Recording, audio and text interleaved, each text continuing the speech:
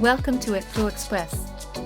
Today, we'll learn how to freeze panes in Excel, a handy feature to keep your headings visible while scrolling through large worksheets.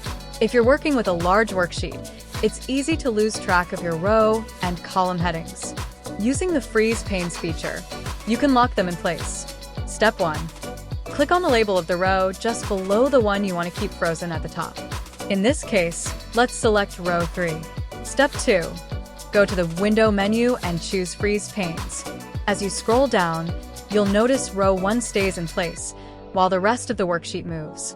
In this example, freeze panes are added to row 3, and as you scroll, row numbers jump from 1 to 6. That means row 1 is locked in place. Column and row together. Select the cell where the row below and the column to the right will remain visible. For example, click on cell D4. Now, as you scroll down or sideways, both row 1 and column A will stay in place while the rest of the worksheet moves. In this example, freeze panes are added to both row 1 and column, and notice how the rows jump from 1 to 6 and the columns jump from A to C. To remove the frozen panes, just go back to the Window menu and select Unfreeze Panes. And that's it.